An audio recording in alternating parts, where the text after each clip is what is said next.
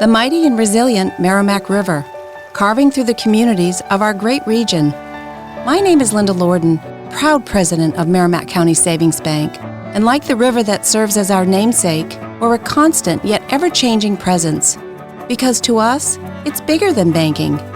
It's about powering communities and putting people first. It's about knowing where you came from and where you're going. That's Merrimack style. Visit us at themerrimack.com. Before I get into the main topic of the show, I want to correct an error which I made in the previous episode here, which was about the value of fully funding a Roth IRA. And I want to not only correct the error that I made, but I want to tell you why I made that error, because it's something that's embarrassing to me, but importantly, it may also help you to learn from my mistake. I got an email from a listener who pointed out two small errors that I had made. Number one, that the maximum contribution for the year 2024 to a Roth IRA is $7,000, not $6,500.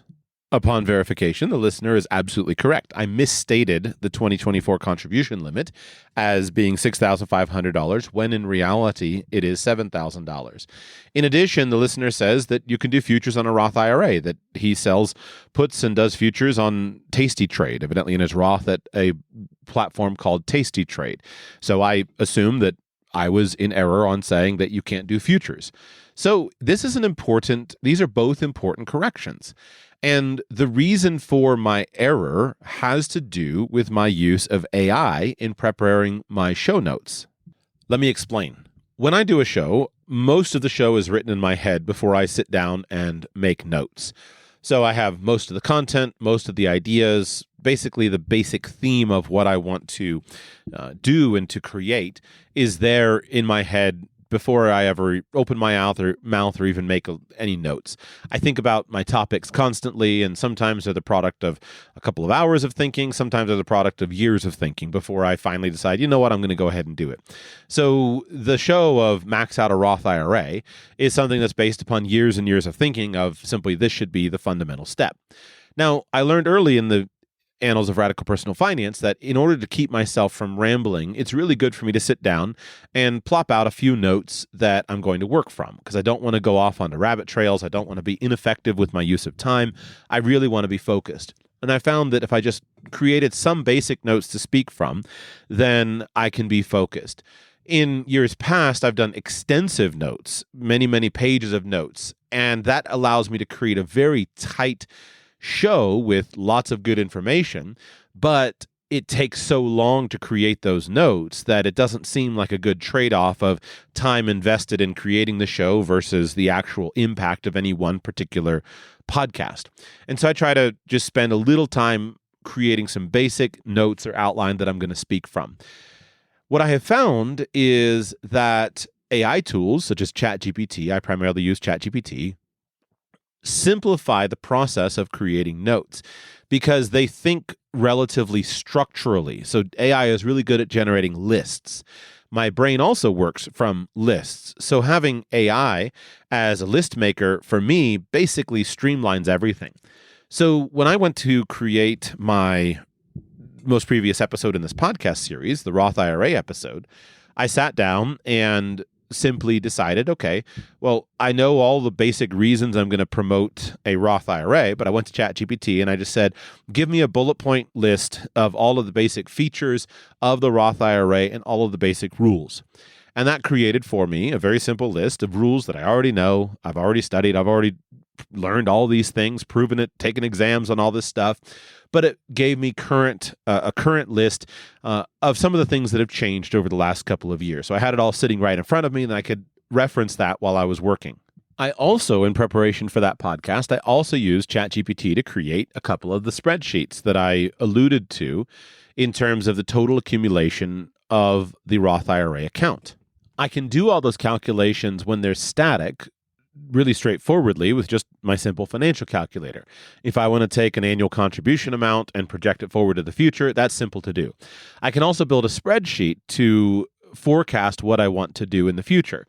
And that's what I would need to do generally to have an increasing annual investment amount with also an increase, showing the return on investment. I would need to build a spreadsheet. That's not an easy thing to do with a financial calculator.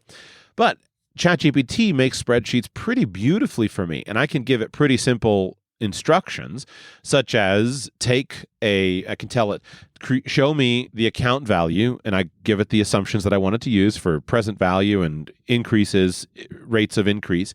And I can say, project for me what this would look like with an increasing contribution amount, and then do step-up contributions for me at age 50. And so things like that are a very fast and easy task for AI tools like ChatGPT, and much faster than my sitting down and creating the spreadsheet with it. So these were the tools that I used to speak from. Now, where's the problem?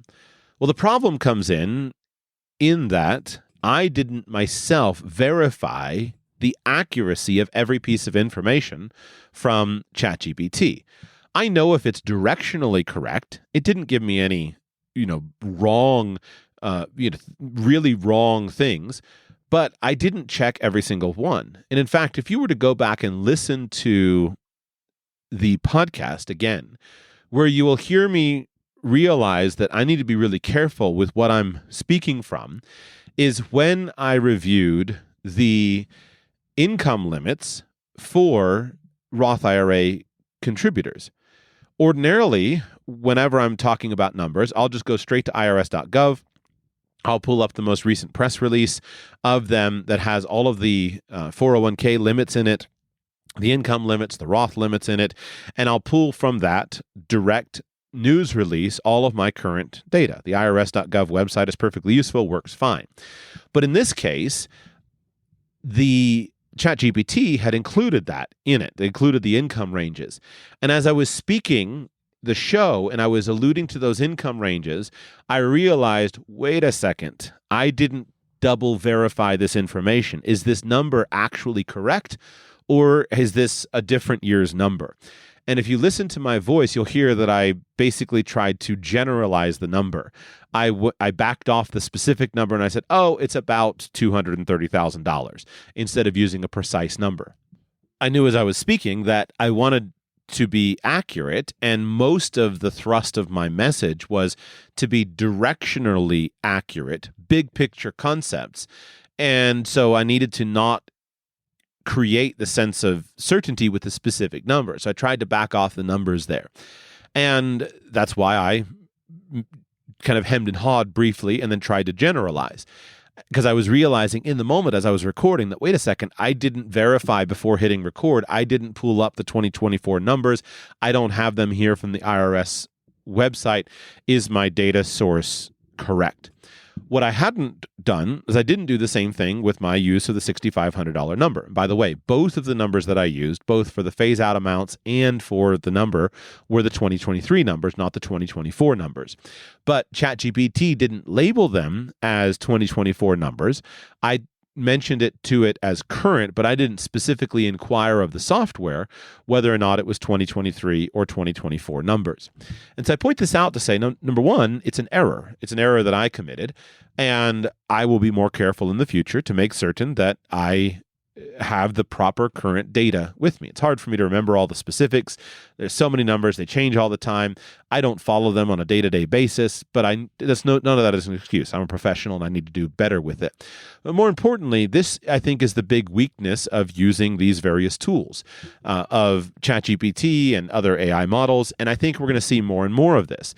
These tools are so good that they lull us into a false sense of security because we don't know what we don't know.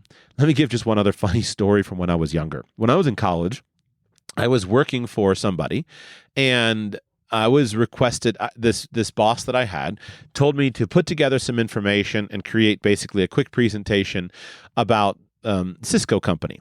Now, where I'm from, in Florida, we have a company called Cisco, spelled Sysco.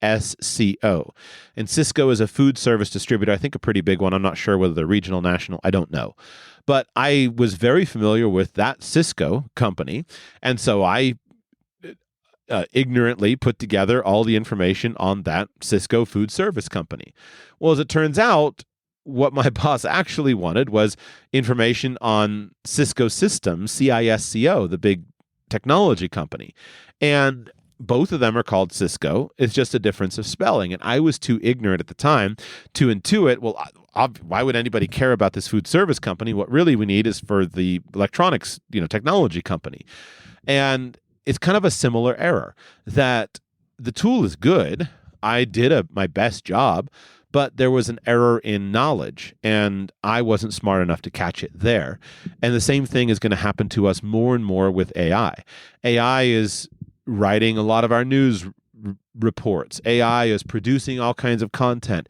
And you need to be knowledgeable in a space in order to pick up on it. And once you pick up on it, then you can identify, wait a second, where is this coming from?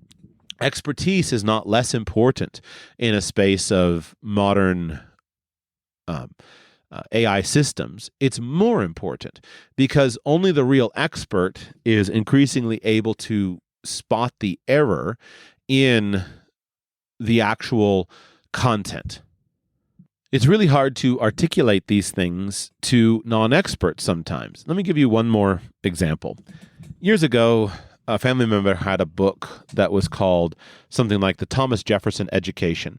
And it was a book that was written by this guy who was going on and on about how the best education is something referred to as a Thomas Jefferson education.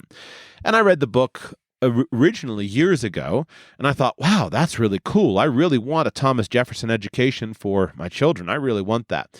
And then I forgot about it. I didn't own the book, but I had seen it. I was really inspired by it, and I moved on. Then a number of years later, after I myself had been homeschooling my children, after I myself had read, a couple dozen more books on education and really thought about the concepts of everything involved with it. Later on, the family member that had the book was getting rid of it, and I picked it up and took it home, and I read it again. And the second time I read through the book, I thought to myself, wait a second, this is all fake. The guy was speaking with such sweeping terms about the importance of a classical education, and wouldn't it be amazing if our children learned their geometry from Euclid, and that's far better than learning it from a textbook, and many other things. I can't even cite at the moment all the specific things. And I thought, this is a fake. Like, this is not real stuff. This is a guy trying to present ideas that are bigger than they should be. And while I appreciate the direction he's going, none of this is real. This is just made up stuff to sound cool, and basically is ripping off classical education, putting his own spins and terms on it, and this is fake. Well, as it turns out, while I never dug deeply into the controversy, sometime later I came across some online controversy that was exposing the author, and the whole movement is basically a fraud, and I thought, well, I figured that out. But I never could have figured it out in the first place around because I was so engaged with the ideas. But the next time around, I just knew the whole feeling was off. So it's nice when mistakes are easily countable when it comes to, which year's contribution limits are we talking about. But the same thing holds for spotting errors and mistakes of ideas that are less easily identified and calculated. So be super careful. I think that all of us need to be using these tools in order for us to stay current. I find ChatGPT specifically, and I'm trying not to, that's the one I use all day, every day. But I find these tools are enormously valuable. And for an expert, for something that you really know about, they're enormously valuable. They're also, by the way, really valuable for a beginner, because if you're trying to learn about something, it can be a great tutor and can really show you how to gain access to information. I find them wonderful. So many good things to say about them. But they're not perfect. And if we're not aware of it and we don't double check them, we've got trouble, real trouble. So if you're using these tools, as you almost certainly should be, make certain that you're verifying them. Don't be lazy like I was and not go ahead and pull up the IRS current numbers, knowing that I'm going to be talking about 2024 numbers and I didn't double check everything. If something is really important and you use AI to create a spreadsheet, make certain that you manually create the spreadsheet and manually test it yourself, that you go through and you carefully check all of the assumptions. Don't be lazy, or you'll be caught with an error, as I was in yesterday's show. The show still stands. I'm not going to take it down or anything because 95% of what I wanted to say was just big picture concepts. The actual specific numbers were not meaningful at all to the exact concept. And the fact that I mistakenly used 2023 numbers instead of the current 2024 numbers doesn't matter, and it's not going to matter in 2029 when someone's listening to this. But the lesson that I am reminded of and am learning again because I'm now embarrassed, and the lesson for you to hopefully learn before you're embarrassed publicly is use the tools, but make certain that you fact check them. Even as the tools themselves will show you, they make mistakes, and you've got to be good enough to catch the mistakes.